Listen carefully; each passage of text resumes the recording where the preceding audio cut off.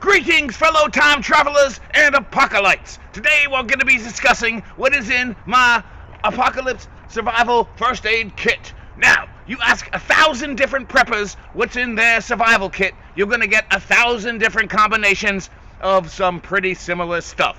Now, I've heard it said that opinions are like a-holes, and this one is mine. My opinion, not my, So here we are. It is all contained within an old shaving kit. It is about 7 by 4 by 3 inches and weighs a paltry 2.5 pounds. You want to see what's inside? Of course you do. You're still watching? Here we go. Take it all in, folks. Take it all in. First things first, I'd like to have a few different ways of making fire. The Great Cleanser. This begins with a lighter. Yes, with a flick of my thumb I can accomplish in seconds what might otherwise take me hours without one. Failing that, I have a little bundle of waterproof matches. Same deal as the lighter, but in stick form. This here is a strip of flint attached to a magnesium bar, sold at any place they sell camping supplies. The idea here is to shave off some magnesium shavings into your tinder bundle. This makes it much easier to catch a spark once you start the fireworks. And this, of course, is a magnifying glass. If you ever were a kid, you know about starting fires with these. Now, these plastic jobs don't work so good, if at all, but it comes with a little compass and a mirror on the other side, so in the kit it goes. When preparing your survival kit, you want to be thinking about items not easily found in nature, which is why I've included lots of little sharp things made out of metal. For starters, you want a good pocket knife. I've opted for a multi-tool, which has all kinds of extra little gadgets to help me out.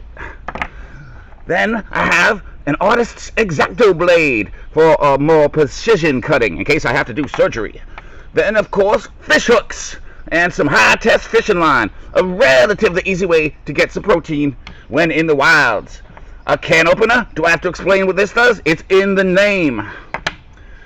Some nails for punching holes and, nailing. And safety pins, dozens of uses. A hacksaw blade for, hacking and sawing. Some scissors for more delicate work. And a collection of needles, including some larger upholstery needles for more heavy-duty work. And while you got the needles, don't forget the thread and maybe some buttons. Third component of my survival kit is some few basic first aid supplies. Bandages, because Lord knows I get lots of little nicks and scrapes when out there traipsing through the woods. Tweezers, for tweezing all those barbs and pricklies that get into me. Tweezers. Petroleum jelly. Not only is it good for rashes and scrapes, it's flammable. Dental floss will help keep your smile nice and white, and also you can use it to give yourself stitches. Iodine. This will disinfect wounds, and 3 drops per gallon will kill most bacteria.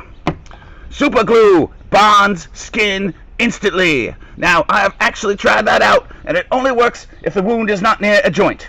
And lastly, we have some LSD, by which I mean legally sold drugs. In here I have vitamin D, magnesium, zinc, calcium, some caffeine, and potassium iodide. Potassium iodide, as you probably know, absorbs into the thyroid and will help protect you in case of a nuclear event. Lastly, here are a few personal effects I would not want to be without if and when the world burns. A roll of electrical tape. You'll know what it's for when you need it. A metal straw.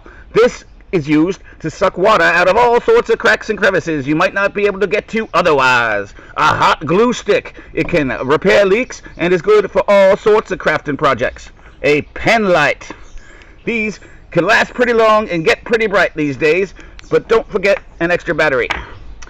Heavy-duty aluminum foil. It can be used for cooking, signaling, and of course, blocking the aliens' mind control rays. A condom, extra large. These are pretty heavy-duty and can carry a fair amount of water. Also, it is an absolute necessity should you choose to engage in crazy zombie love. An eyeglass repair kit, because obviously I wear glasses. A pencil, because pens do not work in the cold. An extra set of shoelaces. Not only is it good for my shoes, I can use it to make a bow drill or traps or all kinds of other stuff. A comb. Listen, my hair can get pretty shaggy at times, and I do not want to deal with knots, especially after the apocalypse. A watch. Preferably one that winds up, or one of them eco drives, because there's always enough time until there isn't. A tea light. These will burn up to 3 hours and give me maybe that much longer to survive. And a wick for an oil lamp, should I choose to make my own. So there you have it, the contents of my Apocalypse Survival First Aid Kit. Now, you want this in a waterproof case. Failing that, at least put it in a freezer bag. And don't skimp on the dollar store crap. The zippers break way too easy. Now, whatever you do, don't just purchase a survival kit online, throw it in your bug-out bag, and hope for the best. Your survival kit should be a testament to your personal will to survive. You should customize it according to what you think you will need, and know how to use what's inside. Thank you for watching. Like, subscribe, don't subscribe, I don't care. I don't really make any money off this. It's for my own dementia. What I might make some money off of is my book, available on Amazon. With over 1,000 illustrations and step-by-step instructions, you will survive the apocalypse or die trying.